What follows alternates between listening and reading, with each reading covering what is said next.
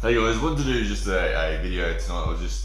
I just got back from my Wednesday training with the Brisbane Heavy Hitters, and I'm really pumped at the moment. Everyone's in a good mood. Everyone's come back from the WL in Vegas and had a ripper of a time. Everyone's training hard, and the energy's really positive. We've got my match coming up with Justin.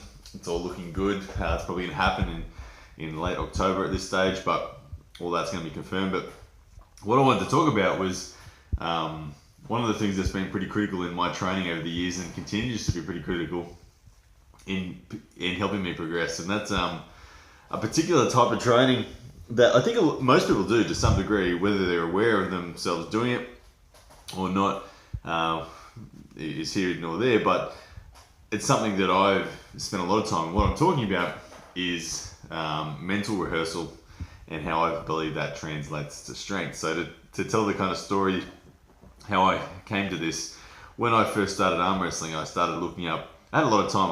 I owned a supplement store at the time. I was sitting between customers on the computer doing research on arm wrestling, research on how to become strong at anything. And I thought, look, there's Western methods of becoming strong, i.e. the typical gym, go to the gym, lift heavy objects, plenty of times, progressive overload, that sort of stuff.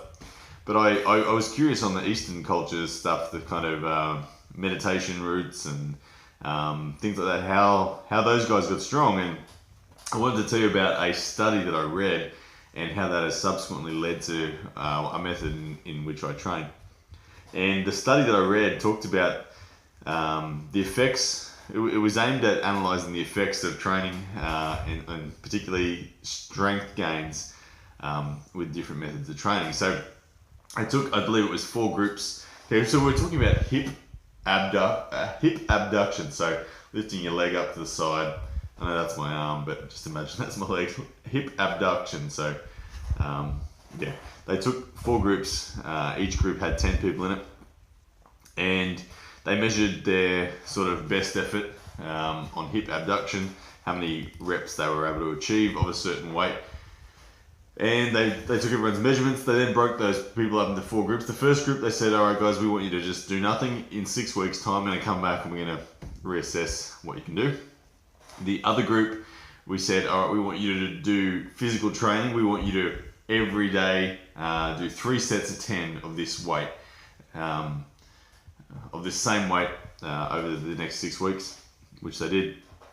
The third group, they said, we want you to just imagine doing the reps and sets. We don't want you to do physically anything, but we want you to sit down, find a space and visualize, like get into a space where you're fully imagining going through the actual reps and sets. Count them out, take the time, really spend the mental energy to try to imagine yourself doing them, but don't actually physically do anything. And then the fourth group, we want you to actually do 3 sets of 10 every day. And then after you've done that, we want you to imagine another 3 sets of 10. Okay, but again, when you imagine them, fully take the time to sit down there, rehearse them, do it all the way through. So 6 weeks goes by, they then get those groups back again. The first group, who did nothing, they registered about a 6% gain, and they put that down to human nature, competitiveness. Everyone wants to do better than they did last time, so they made about a 6% gain on their reps. The group who did it physically made about a 25% gain on the reps that they could do.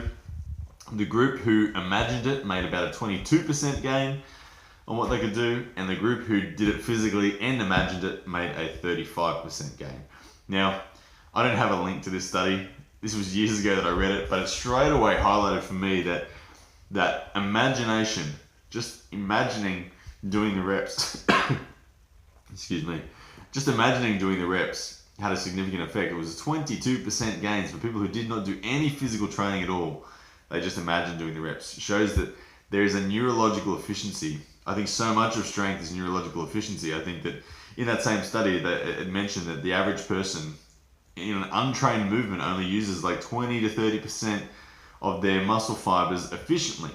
Everything fires, but only 20 to 30% of it is actually working in an efficient manner towards that goal of that movement. But the longer you spend thinking about it and rehearsing it mentally, your body starts to work out what you want to do, and it is going to do it so much more efficiently. And I mean, this comes down to when we see it all the time. When you first get in the gym, when you start bench pressing for the first time, you make enormous gains in the first couple of weeks. And it's not that you're getting getting bigger, you're just actually moving better. Your brain is telling the fibers of your muscles how to move better. So that's what we're identifying here. And so how do I translate all that to arm wrestling is that I try to spend as much time as I possibly can, at least as much time as I do actually spend physically in the gym, I try to spend mentally. Now, this is what I do before I go to bed.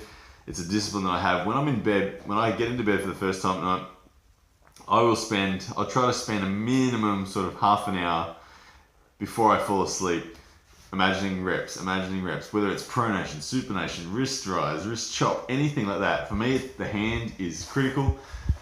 For me, I just want to get the most badass hand on the planet. And this is one of the training methods that has set me apart. And some of the interesting things you can draw from this kind of training is it obviously doesn't cause any muscle hypertrophy. So it's a great way of getting stronger without necessarily getting heavier. So your pound for pound weight and your pound for pound strength, really goes through the roof. And that makes sense when you think about the Eastern cultures and people like monks and that who sit there and meditate on particular strengths and movements for so long, how they're able to seemingly do these inhuman feats where it just doesn't look like they're strong enough to do it. It makes sense. They just sit there and meditate on it, so they become quite strong without actually becoming quite big. But yeah. Anyway, guys, that is my video and my thoughts on one of my most favorite methods of training, mental rehearsal. I think it has a very real and very significant impact on your overall strength, particularly through neurological efficiency. Alright guys, take care.